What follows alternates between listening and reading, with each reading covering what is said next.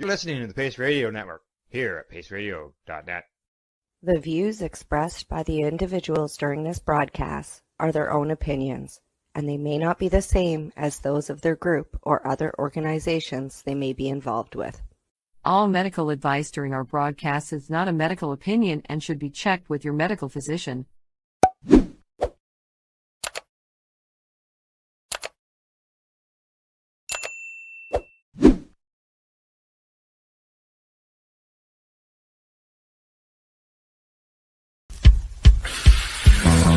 Oh yeah, baby, that's lovely.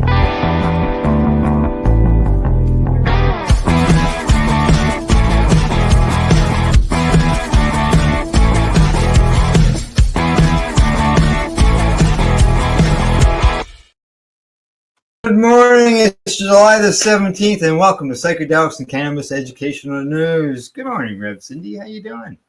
Good morning, Al. I'm doing well. How about yourself? Not doing too bad. Doing all right.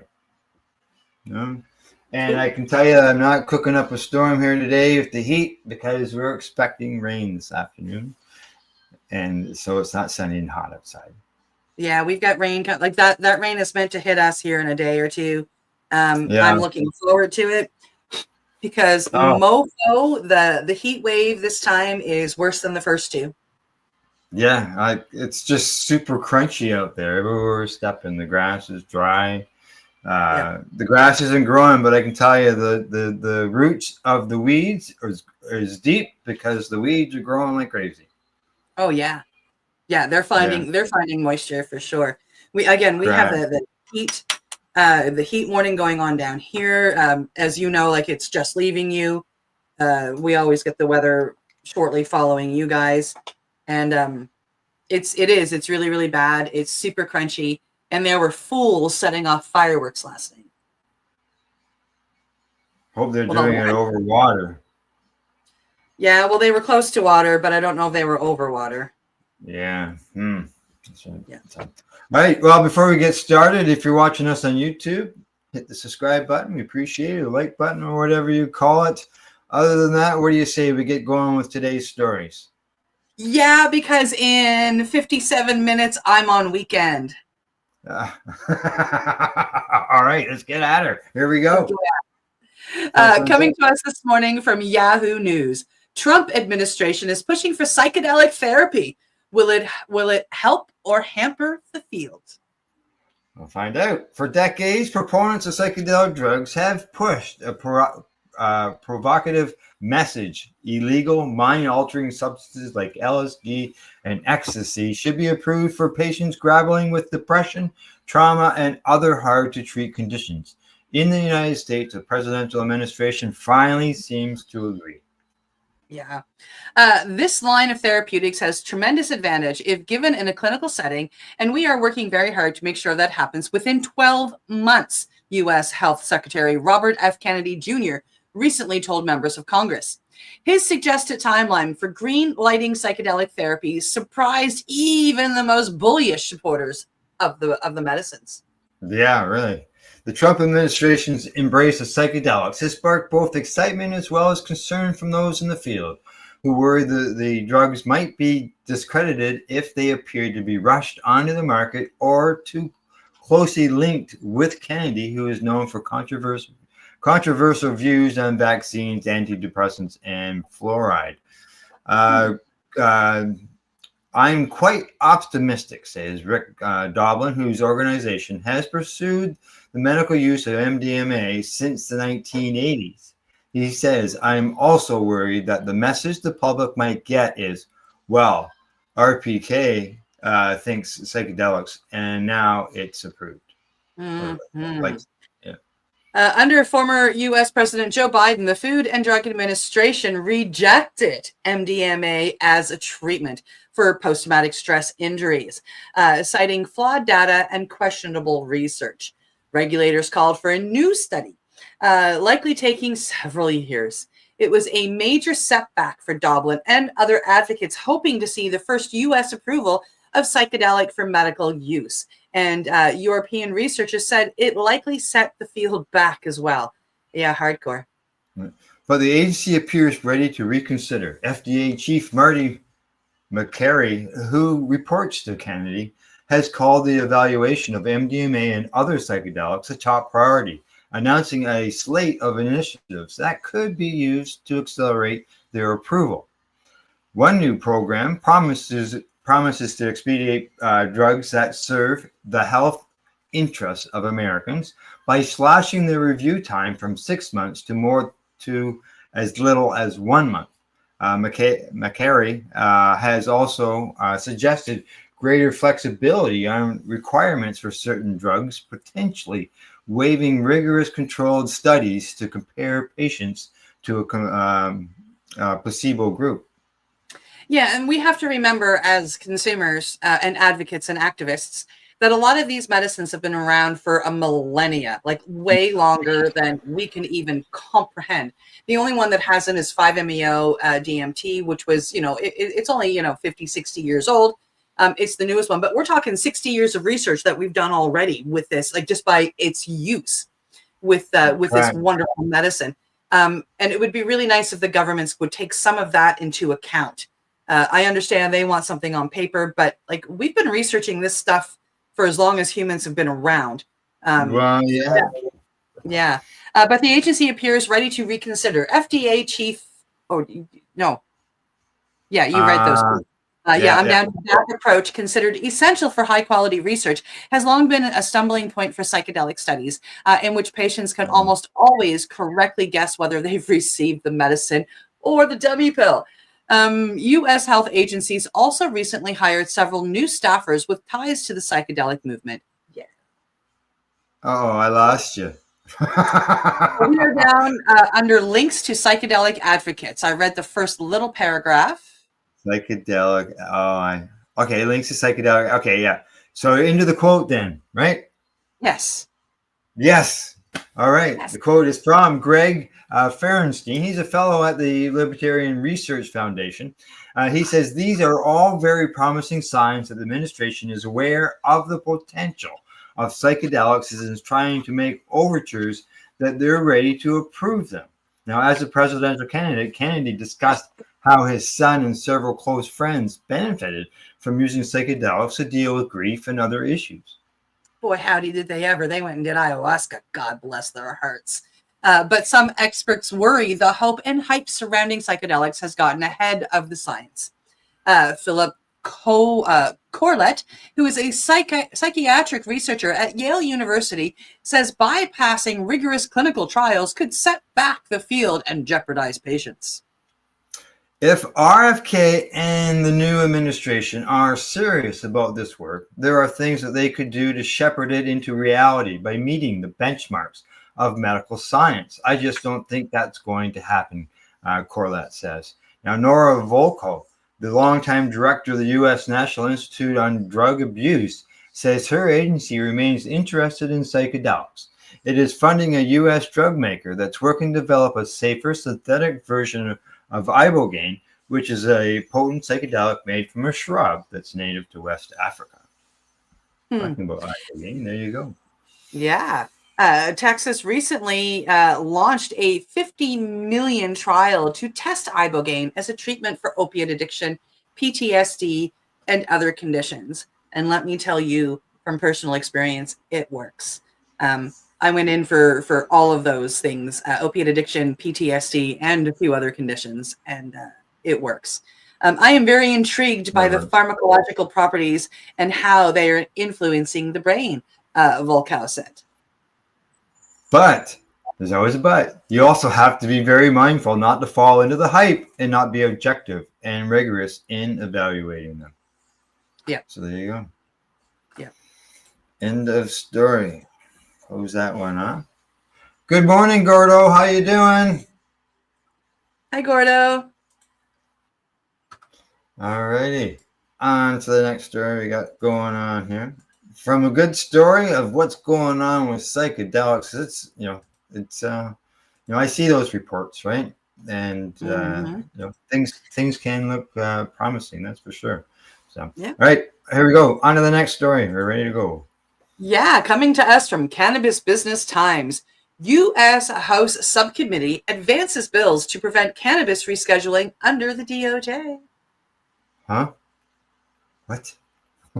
U.S. House leaders are once again attempting to strip an executive agency of its delegated powers to reschedule or deschedule cannabis under the Controlled Substances Act. The House Appropriations Subcommittee on Commerce, Justice, Science, and Related Agencies approved a spending bill on July the 15th that prevents the Department of Justice from using funds to reclassify cannabis from Schedule I listings, where it sits alongside heroin, LSD, and ecstasy. And ecstasy, which is MDMA. Correct. Yeah. The 154-page legislation, which now heads to the full committee for consideration, provides nearly $77 billion in discretionary allocations, including $37.3 billion to the DOJ. Of that DOJ allocation, $2.8 billion in direct appropriations would be provided to the DEA for salaries and expenses, according to a subcommittee summary.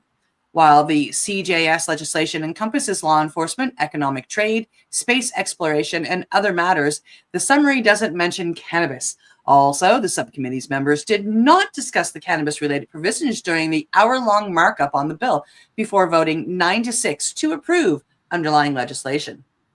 However, the cannabis rescheduling provision is clear-cut. Section 607, none of the funds appropriated or otherwise made available by this act may be used to reschedule cannabis or to remove cannabis from the schedules established under Section 202 of the Controlled Substances Act.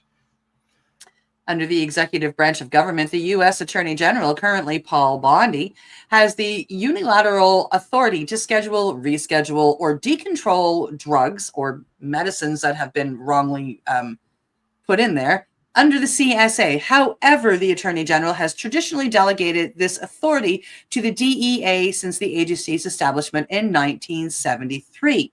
Congress also holds the authority to reschedule or deschedule cannabis through legislation, such as the Marijuana Opportunity, Reinvestment and Expungement, the MORE Act, which passed twice in the U.S. House under sponsorship of Representative Jerry Nadler in previous Congress. This Congress, Ohio Republican reps Dave Joyce and Max Miller, along with Nevada Democratic Rep Dina Titus, introduced the 10th Amendment through an Entrusting States 2.0 Act, which also intends to federally legalize cannabis by removing it from the CSA. Yes.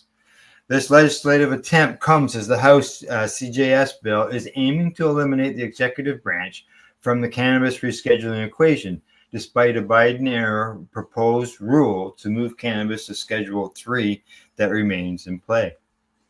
Cannabis prohibitionist group Smart Approaches to Marijuana, aka SAM, commended the subcommittee's approval of the cannabis-related provisions.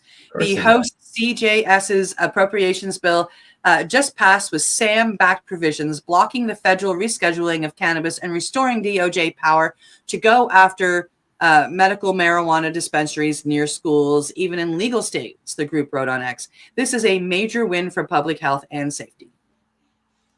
That just tells me a hell of a lot more right there. Because it was held up because of the fact of Smart being involved with the DEA behind everybody's back. And you can see where they've gone beyond that, and they've gone to the representatives and got them to remove that from the bill. Mm-hmm. So they kept on going. Wow. Although state-sanctioned cannabis programs already prohibit licensed businesses from dispensing cannabis near places like schools, daycares, playgrounds, and public works, the patchwork of U.S. legalization means states have varying buffer zones. Laws prohibiting dispensaries from being located within 1,000 feet of schools are common, which aligns with U.S. regulations for increased penalties for conducting businesses within that radius. You know, they can put that law in federally, but why can't they just federally legalize cannabis? It's just so friggin' retarded. Yes. Go ahead. Sorry. Hal's getting mad, folks. We don't see this very often. However, the CJS bill maintains an 11-year-old funding restriction that prevents the DOJ from using tax dollars to prosecute medical cannabis patients and state licensed medical cannabis businesses. Congress has included the rider in each fiscal year since FY 2015, which blocks the DOJ from interfering with states and territories that implement their own laws that authorize the use, distribution, possession, or cultivation of medical cannabis. The subcommittee's move to maintain the long-standing rider in the FY 2026 CJS bill, so many letters and numbers, comes after President Donald Trump's budget request in June called for repealing it. However, that decision rests with Congress. He's called to repeal it. This is just crazy. Like, they have a rider that says that the federal government can't use their money to go after these states that have medical cannabis businesses and so on and so forth. But yet they won't create a law to just allow them to operate. Like, I know. Yeah. And now they want to repeal, he wants to get rid of that rider. Aside from cannabis-related provisions, the CJS Appropriations Bill supports Myra Trump administration mandates from preventing the use of DOJ funds to pay for abortion, to ending diversity, equity, and inclusion programs, and upholding prohibitions for funding on COVID vaccine and mask mandates. The legislation also intends to combat transnational organization crime and reduce the availability of illicit drugs for the funding of the Organized Crime Drug Enforcement Task Force with $400 million, or 27% below the FY 2025 enacted level. Although the House Appropriations Committee also included the cannabis rescheduling language in the FY 2025 CJS bill last year, it was ultimately defeated. Like, I don't know. If I was a U.S. citizen, I wouldn't be too positive thinking that this administration is going to legalize cannabis. No. And if it does, it's going to happen at the end of his administration, very similarly to how Trump, listen to me. Maybe my subconscious is getting that right. How Trudeau did that at the end of his years here. With when we got it, like the Supreme Court said you must, and Trudeau said I will, but then he took all those years of twiddling his thumbs with all kinds of reasons to actually do it. And I think you might see Trump do the same thing here. I think you'll see that. We legalized in 2018. Trudeau just left.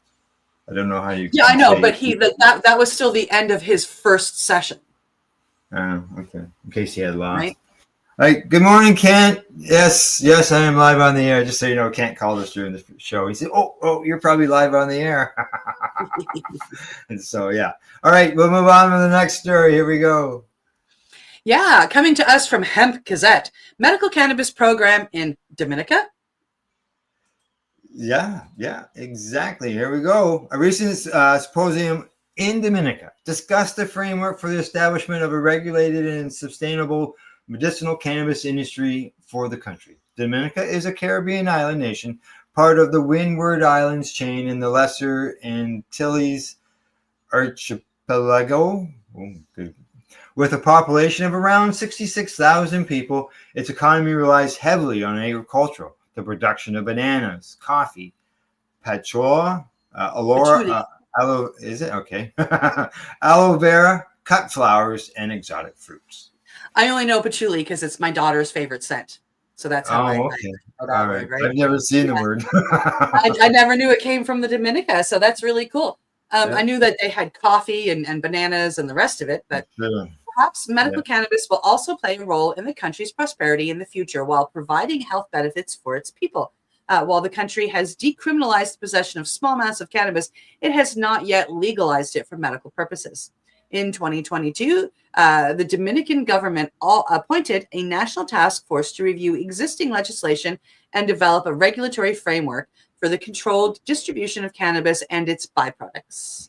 In last year's budget for 2024-25, the government said it remained committed to the development of comprehensive legislation allowing for safe access to cannabis products for medicinal and therapeutic use, creating economic opportunities for growers and processors. This year, the government of Dominica officially launched the National Cannabis Advisory Committee, which held its inaugural meeting in April. The committee is also charged with the task of developing a national roadmap for the local cannabis industry. In this symposium held last week, organized by the advisory committee, national, regional, and international stakeholders gathered to discuss the framework. The goal being to transition cannabis into a well-regulated, inclusive, and economically viable sector that contributes to agricultural diversification and job creation. Among those attending and speaking, the symposium was Acting Prime Minister and Minister of Finance, Dr. Irving McIntyre. So the Dominican is going to, it's sounding like they're going to get to legalization, and they need to go on the destinations Cindy wants to go to list. Yeah, it sounds like they're talking about the process is going to start, and it's going to take them some time to develop the whole process as far as what laws, retail, all those sorts of things, right? Because those things they don't happen overnight. So across the Caribbean, our neighbors are moving decisively, he stated in a speech reported by Dominica Online. Jamaica, St. Vincent, and the Grenadines, Antigua, and Barbados and others have legalized or decriminalized cannabis and established licensing regimes. The time for Dominica is now.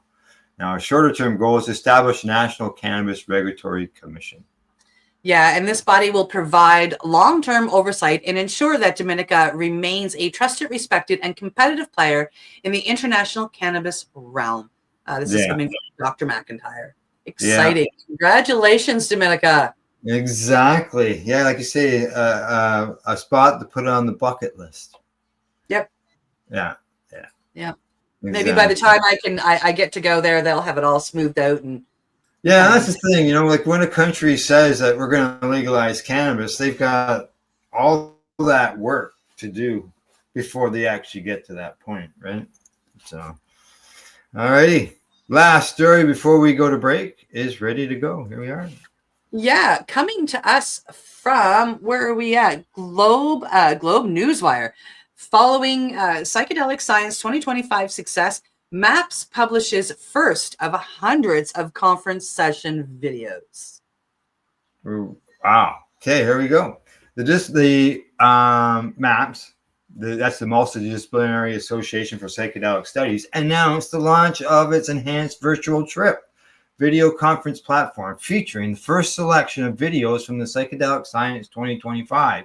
Last month, the conference brought together more than 8,000 attendees from all 50 states and dozens of countries across 6 continents to the Colorado Convention Center in Denver, Colorado.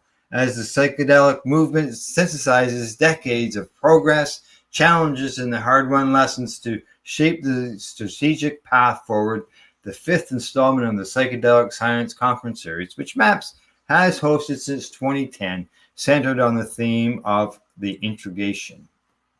PS 2025 served as both a catalyst for major policy and research announcements and a demonstration of MAP's role as a strategic convener for the global psychedelic ecosystem.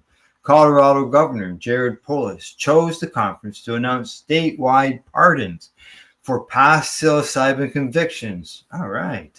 Compass Pathways released positive phase 3 results for Comp 360 psilocybin in treating treatment-resistant depression during the week of PS 2025, and dozens of community organizations hosted first-of-their-kind meetings demonstrating the conference's role as a focal point for significant developments in the field.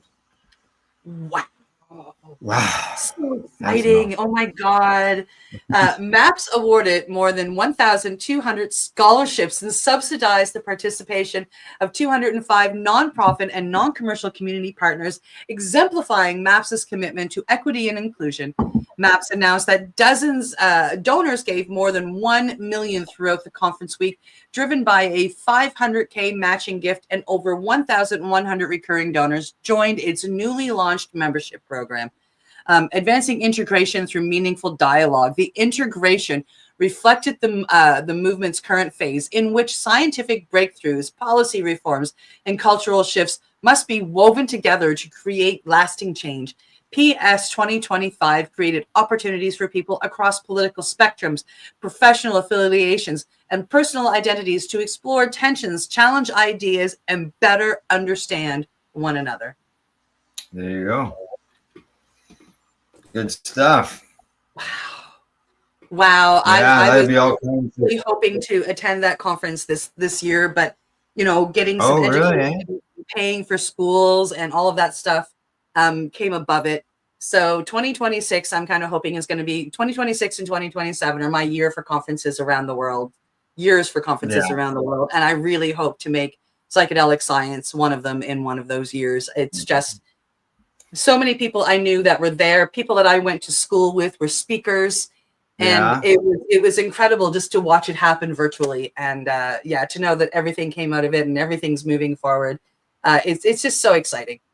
And to be there in person, if you get an opportunity to do so, would be that much more exciting. That's for sure. It'll happen someday, I'm sure. Yes. All right. It's time for us to take a break and for everybody to know who our sponsors are and who's helping us spread our educational news. And we'll see you in about, let's see, how long is this commercial? 2 minutes and 50 seconds. See you shortly. You're listening to the Pace Radio Network here at paceradio.net. Limestone City Hydroponics is Kingston, Ontario's hydroponics shop. Take your growing to the next level and create the optimal environment with a tent kit or maximize your yield with an ebb and flow flood table kit. Either way, Limestone City Hydroponics has more sizes and options to fit your needs. Are you looking for the power of the sun that adapts to your budget? Then look no further, as they have professional grow lighting. They have indoor grow systems that are easy and cost effective with many options to fit your living space and lifestyle. Cultivate your growing potential. We have everything you need to succeed. And if you can't make it to the store, they offer local delivery to the greater Kingston area. Remember, when you're looking for experts to help you grow, then look no further than the locally owned Limestone City Hydroponics, 105 Sunderland Drive in Kingston, Ontario. Call them at 613-548-0420. Are you looking to get your medical cannabis grow license? Limestone City Hydroponics can help patients through the process of obtaining their license to grow medical cannabis. What's that? You don't have a doctor? If you meet the medical criteria, Limestone City Hydroponics has a nurse practitioner who can assess and provide medical cannabis prescriptions. What are you waiting for? Contact Limestone City Hydroponics at limestonecityhydroponics.ca or call them at 613-548-0420. What do you find at paceradio.net? People advocating cannabis education. Enjoy the buzz of legalization with Campbellford Lifestyle Shop. From lights to plant nutrients, books, consumption accessories, and more, we've got all your basics to grow or consume cannabis. Visit our info center or take a look at our piercing services and body jewelry, now available in-store through Campbellford Lifestyle Shop, 17 Bridge Street West, Campbellford. Rerolled Saturdays. Check it out. Nothing but non-stop cannabis and psychedelic programming. Find it at 420pace.ca.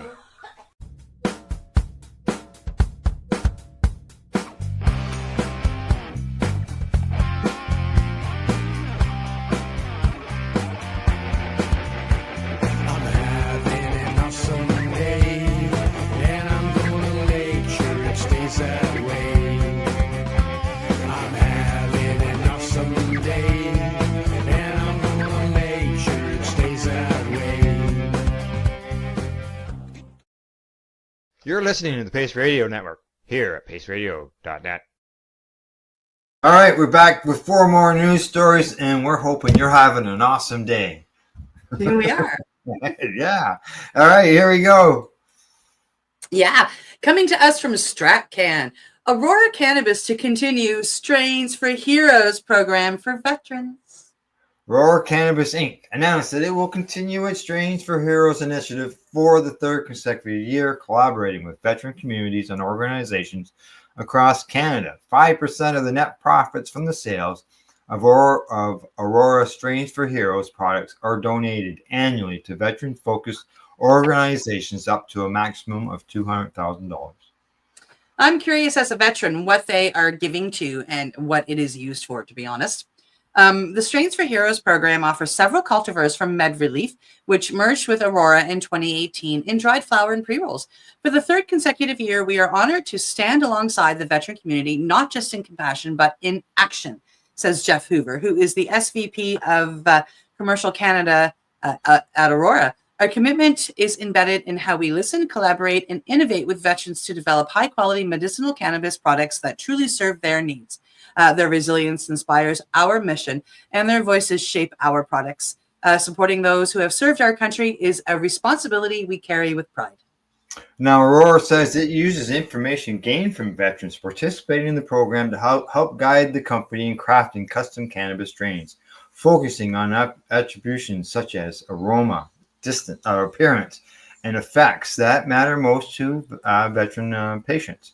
Since its launch in 2022, 5 purpose-grown strains have been developed within the Strains of Heroes lineup, each named by veterans, including Valor, Courage, Honor. There you go. And United Victory. Aurora is proud to support a growing number of veteran-focused organizations by participating in community research, making charitable donations, and amplifying their voices. Some partners include, and this is what I was curious about, Highway for Heroes, Post-Traumatic Growth Association, Quilts of Valor Canada, Rainbow Veterans of Canada, True Patriot Love, Veterans Associations, and Four Wheelers for Vets. Veterans Affairs Canada reimbursed more than 30,000 kilograms of cannabis for its members in 2024 and 2025, worth nearly $245 million. Since 2011, the program has compensated more than $1 billion worth of cannabis to eligible military and other qualified individuals, which can include RCMP for more than 143 million grams worth of cannabis. Yeah. The number of veterans covered under the program has continued to increase annually from 37 in 2011 and 2012 to more than 27,000 in 2025. Yep. Yeah. Congratulations. I think it's amazing that VAC is doing that, and it's beautiful to see because Aurora isn't the only LP that does special strains for veterans. I was going to ask about that because you mentioned something about that before we went live on the air, that others do it as well. Yeah, well, when I first was introduced that, there's a licensed producer here in Nova Scotia called Aqualitas, and they grow everything aquaponically. And they have a selection of cannabis that is for veterans only. You have to be a veteran to get into that selection of cannabis. And I was with them for a while, for 2 years, and I recently moved over to another company called Optimus. Optimus isn't a licensed producer, but they are a licensed producer representative. So they have a license that they can bring in products from different producers, which is truly amazing for veterans like myself, considering I like that product from over there under, let's say, Aurora. I like that product from over there, let's say, under Aqualitas, because those are the two I've mentioned. And then that product from that licensed producer, et cetera, et cetera, et cetera. And, if we have a product that we like that isn't on our list, we tell the owner, and he runs and he gets a deal to bring that product in. So I can literally, I can find everything I like from every licensed producer in Canada on their lineup. And if I don't see it there, I can have it there within a week. Because he'll run and he'll get them. The only thing he can't bring into this licensed producer representative scheme is he doesn't bring in the strains such as with Aqualitas. They have their strains that are veterans only, or Aurora has their strains for heroes. We don't bring those strains in. Right. Yeah. Those strains stay with their LPs, but anything else you can possibly imagine, we get. Okay. Which is just it's really awesome. Variety and options, good. Yeah, we serve more than just veterans, by the way. So if you are a medical cannabis patient and this is sounding like something that you would like to be a part of, Optimus. If you can't find it, reach out. I'll send you the link. All right, here we go. Next story. Yeah, coming to us from International Cannabis Business Conference, Slovenia's National Assembly approves historic medical cannabis measure. Another country. Come on, countries. Nearly 3 months after Slovenia's parliament introduced the medical cannabis policy modernization measure, the European nation's National Assembly voted to officially approve the measure. Out of the 90 members of the legislative body, 81 lawmakers were present for the historic vote, with 50 voting in favor of the medical cannabis legalization measure, 29 voting against it, and 2 refraining from the voting on the measure. Today, Slovenia stepped up on the international stage of cannabis by passing one of the most progressive national medical cannabis laws in the world, stated International Cannabis Business Conference CEO Alex Rogers, who resides in Slovenia. Those who voted in favor of the measure included members of the governing coalition, the representatives of the Italian and Hungarian national communities, and one unaffiliated MP. Below are the major components of the approved legislation. The bill legalizes the cultivation, production, distribution, and the use of cannabis sativa L for medical and scientific purposes under a regulated and controlled system.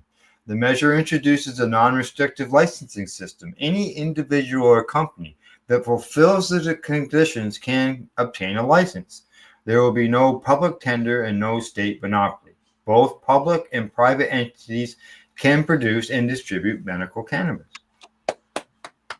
That's amazing. All cannabis for medical use must be grown and processed according to the GACP, which is the Good Agricultural and Collection Practice, GMP, which is the Good Manufacturing Practice, and the European Pharmacopoeia Standards, ensuring high quality and safe products for patients. Cannabis, plant resin extracts, and THC will be removed from Slovenia's list of prohibited substances within the regulated medical and scientific framework within 90 days as part of a government mandate. Medical cannabis can be prescribed for any condition the doctor deems appropriate for the suffering patient. Medical cannabis will be available on regular medical and veterinarian prescriptions like other medications. Special narcotic prescription protocols will no longer be required, and approved patients will be issued a cannabis card when picking up their prescription in the pharmacy, which prohibits the patient from any police or other intervention. It protects them. Yeah. It's like our old photo ID card that we used to have. Yeah, this is really sounding amazing what they're doing. The law ensures a stable and continuous supply of cannabis through pharmacies, licensed wholesalers, and healthcare providers so that the patients are not dependent on imports or irregular access. The approval of the medical cannabis policy modernization measure comes after many years of hard work and dedication by Slovenian cannabis advocates. Slovenia's patients will finally have improved safe access, and the nation's reform victory will further similar efforts elsewhere in Europe and the rest of the world. Slovenia's medical cannabis market is projected to grow by 4% annually, reaching over 55 million euros by 2029. The bill opens the sector to domestic innovation, job creation, and export potential. Slovenia has long been home to a thriving scientific research and development community and an international hub for such activity, and now medical cannabis will be part of it. Yeah, I think they are underscoring at 4% annually. I think 4% is not even close to what it's going to bounce up. To be honest, I think it's, the 4% I think is going to be more of a 40%. Yeah, we'll see. We'll see. Yeah, I'm sure at some time there'll be a report. We'll find it. All righty, here we go to the next story of the day. Absolutely. Coming from Aurelia Matters. We talked about this a couple weeks ago or a week ago or something like that. All of the closings in Ontario will always keep reopening. That's the return. Magic mushroom stores defiant amid attacks, police raids. Yeah, exactly. Between arson attacks and car crashes targeting illegal magic mushroom shops in downtown Barrie, and with stores popping up again almost immediately after police raids and landlord evictions, City Hall and local authorities seem to have their hands full in an attempt to permanently shut them down.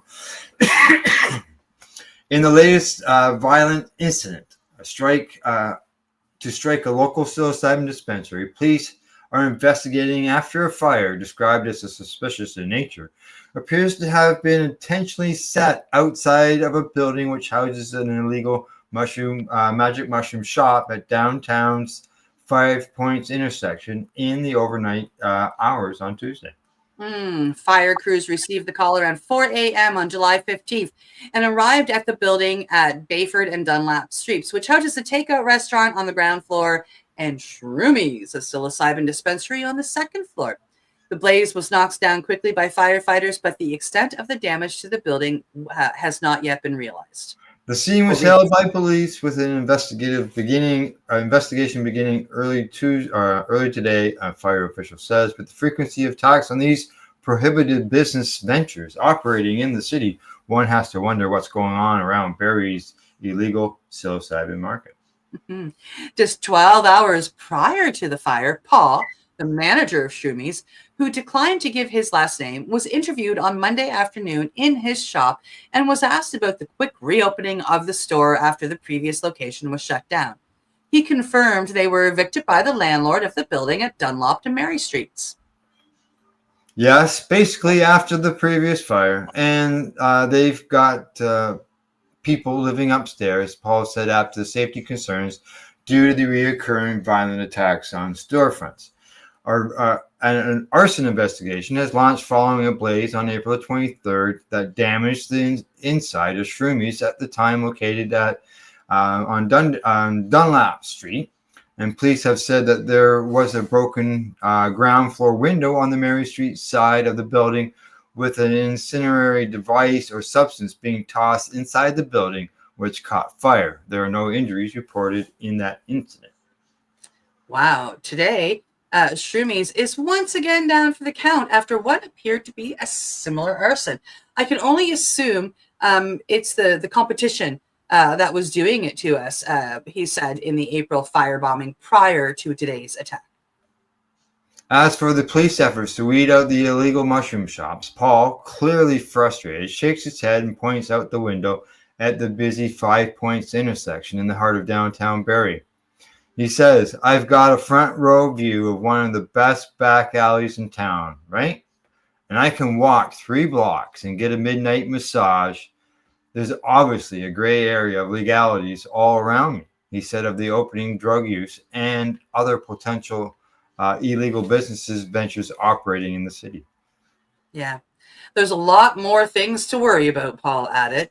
His current Shroomies location is situated in the space where one of their competitors, Fungi's, was first located before they moved onto Collier Street, right across the street from Barrie City Hall, before it was also closed and continues to be closed due to what appears to be an intentional vehicle collision.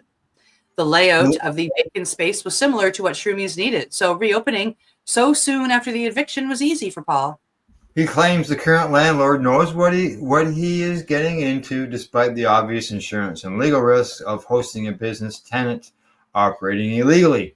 Now, keeping the doors open in his client's service by keeping the movement going is important to Paul. Yeah, it's definitely having a positive effect on a lot of people who are excited about the psilocybin self-medication, he said. According to a Government of Canada webpage, research around psilocybin use continues to grow. Sure does. There is an increasing interest in the potential therapeutic uses of magic mushrooms and of psilocybin, one of the ingredients in it. With the clinical trials, while the clinical trials with psilocybin have shown promising results, at this time there are no approved therapeutic products containing psilocybin in Canada or elsewhere. The federal government says clinical trials are the most appropriate and effective way to advance research with unapproved drugs, such as psilocybin, while protecting the health of safety and patients. Meanwhile, just a few doors down on the same side of Dunlap Street is Microzoomies, with its storefront sign missing. It may appear to be closed, but after a ring on the doorbell and the clicking sound of the security lock being released, the door opens to reveal they are still very much in business despite being raided by the police recently. Undaunted by the violent incidents and the shadow of police threats hanging over their heads, this appears to be the last downtown mushroom shop currently left standing, while the dust began to settle today as it continues to operate. How long they stay open or exist without competition is anyone's guess. Once through the door, a stairway leads down to the basement of the building into a wide open room with a ramshackle counter made of plywood. Behind the counter is Summer Snow, a manager who runs the dispensary, which she says is now a fungi's business as of June 1st, as the Microzumi's business strictly deals with online sales of magic mushrooms. This location has been open since October of 2024, and this is the first instance where police raided them. Wow. Fungi's took the space over after the vehicle collision incident on May 16th, which left that Collier Street space inoperable. Snow says she was not working at the time when police paid them a visit almost 2 weeks ago.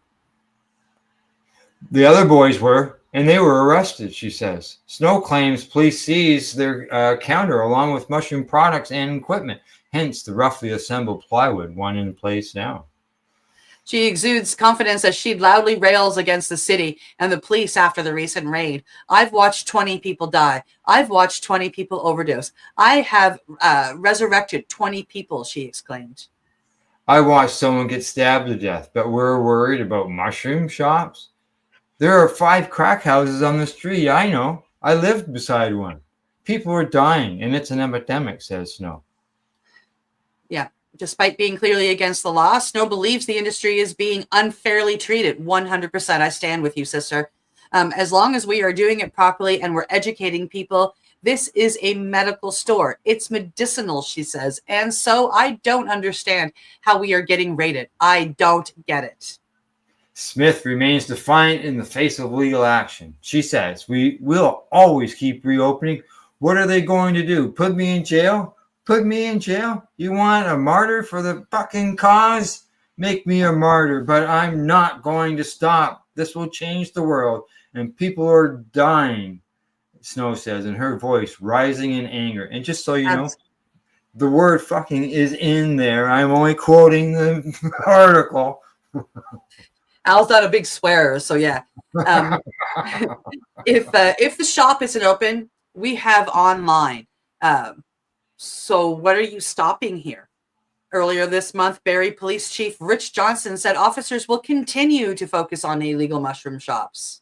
We recognize that the community is concerned with the implications of these storefronts, says the Barrie Police Service is committed to ensuring that our downtown core remains a safe and welcoming place for all members of our community. Oh, right. With the 5 crack houses that she talked about and the people doing drugs over and the other thing that the buddy talked about, people dying on the streets from overdoses. Shutting down a store that's helping people medicinally is a threat to the community. Yeah.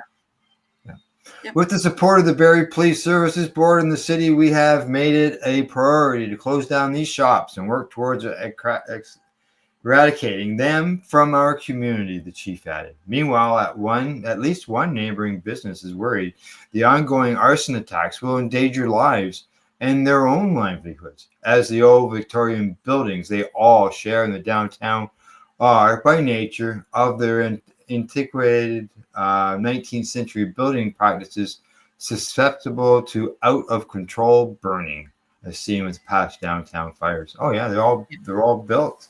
Oh yeah, absolutely. Right? I mean, and that's something that the owners of these 2 businesses, like, I mean, honestly, truly, if you're in it for medicinal purposes, and we know that, you know, like, it's going to take way more than 2 shops to eventually, you know, serve the people.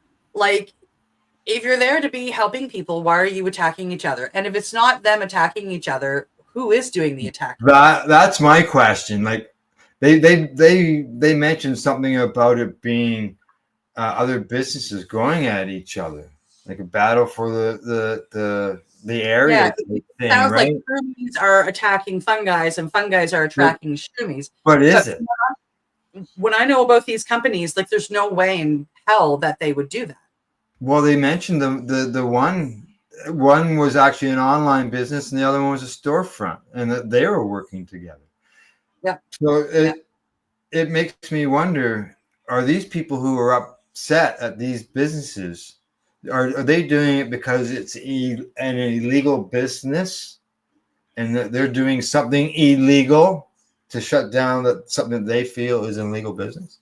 So what makes we have no idea who the people that are doing these reckless things actually are. It could be correct. Like, I mean, right now, like we've got the people of the story. I feel like they're blaming shroomies for attacking fun guys and fun guys for attacking shroomies. And then there's this online business that's working with fun guys and everybody's attacking each other. I don't really think it's everybody attacking each other. I think it's somebody outside coming after these guys to try and shut them down. I completely agree. Yeah. I don't think it's each of them. I think they would be supporting each other as they try to make changes in laws, right? But just so you know, I ended that story. There's only another paragraph left there. So, and looking at the time there. So we'll get this last story of the day in. Here we go. Yeah, coming to us from StratCan. There's new research. The new research uncovers the significant THC variability in dried cannabis flower. Yeah, a new study recently published in Scientific Reports investigates the natural variations of total THC content within dried cannabis flower. The research, conducted by Pure Sun Farms, a wholly owned subsidiary of Village Farms International, located in BC, sheds light on the challenges of single-value potency reporting and its implications for consumers, medical patients, and regulatory bodies in the legal cannabis market.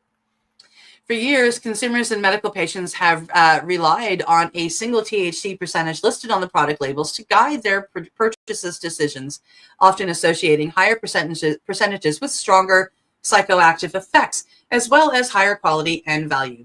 Increasingly, though, many in the industry have been trying to highlight that focusing solely on this number can be misleading, especially when many product labels in places like Canada list not only a specific THC number for a naturally variable product like dried flower, but even report it to the second decimal point. This new comprehensive analysis, which utilized a random sampling approach across multiple THC dominant cultivars, further challenges the accuracy of such singular figures. The study investigated THC variables on three distinct levels within a single layer of the plant, throughout the top, middle, and bottom sections of individual plants, and between different plants from the same batch. The findings consistently demonstrates that the total THC content can vary significantly, with ranges observed from 2.4% to a notable 6.7% of actual THC content. Absolutely. There's so much that can be different from different parts of the plant and different plants in that grow. I've been saying that for years. One of the key findings from the analysis was that samples from the tops of plants show that only 30 to 41% of individual potency measurements fell within their respective 99% confidence intervals for the batch mean. This means that the large proportion of the individual samples are not accurately represented by the reported average for the entire batch. As the report highlights, if 30 to 41% of total THC values are within this limit, the rest cannot be considered a good representation of the mean standalone values. This raises concerns about how consumers perceive the consistency of products based solely on a label claim. Now, Orville Bovinshen, president of Village Farms Canadian Cannabis, says the research highlights a need to shift consumers away from only looking at the accuracy of labeled amounts of THC levels, with a need to move beyond thinking of THC as the end all be all in general. Cannabis is not what you think it is, he says. That's the best way to describe it. If you think every flower you're smoking is something like 25.8% THC because that's what it says on the label, then you need to understand it is so much more than that. It also is not accounting for a lot of the other components of the plant that will impact the effects after consumption. He sees research like this as part of a longer ongoing conversation with the industry to shift consumers away from the hyper focus on just THC. which it is a hyper-focus. It's one that requires not only changing consumer perceptions, but changing how regulators position that information to consumers. I think the main thing is finding ways to talk to the consumer about things other than THC, he adds. We have to change the perception of the consumer and find a way to educate them that there are so many other compounds present in cannabis other than THC that are rarely talked about. Yeah. The implications of this research are far-reaching, Bovinshin says. In Canada, where dried cannabis labeling requires a single value of total THC to represent the entire batch, these findings suggest that such a system may not properly reflect the natural viability of the plant. This research provides valuable insight for not just cultivars, but also for analytical testing laboratories working with cannabis and regulatory bodies. A better understanding of this natural variance is crucial for accurate classification and labeling of dried cannabis, ultimately better informing patients, recreational consumers, and medical professionals. Interesting. There you go. Yeah. Should they start maybe? Yeah, it's not all about the THC anymore. Grant. No, I know. Like I just bought a cart yesterday, and I never even looked to see what the THC level was on it. I was more interested in the terpenes. And we talked about that ahead of this as well. A lot of these carts now, and I personally don't like it, but a lot of people do. A lot of these carts now, when they talk about terpenes, they're taking terpenes from things other than cannabis to add in. Right. And for me, it's a taste thing, but it just shows you that all of these health things like that come in, and we talked about blueberries. I mentioned blueberries earlier. Blueberries are good for you, but it's the terpenes in that blueberry that helps you. And if they're extracting that from the blueberry and shoving it into the cart, is it bad? Is it good for you? But there are extra terpenes in there. And we've learned over time that terpenes are a big deal when it comes to cannabis, whether it's in combustion or eating them. So why wouldn't smoking the terpenes from something else be good for you too? Yeah, well, it comes down to they're adding the terpenes, is one terpene out of a cannabis plant the same terpene out of another plant, even though it's like the same name, like linoline, limonene. If it's in a cannabis plant, if that same terpene is in a rose, are they the same? A lemon.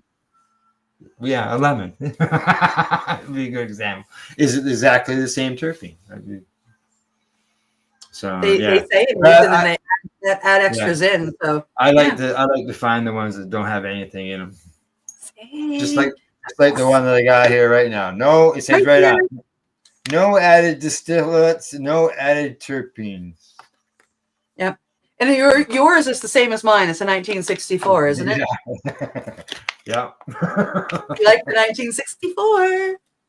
Well, I'm coming to Ontario on Monday. Oh, by the way, I won't be here on Monday, folks. I'm sorry. Oh, you'll be away on Monday? Okay, well, I'm just finding out. I'll be in Ontario. You'll be where? In Ontario. Oh, are you? You coming to Ontario? I'm coming to Ontario for probably about 40 hours. Yeah.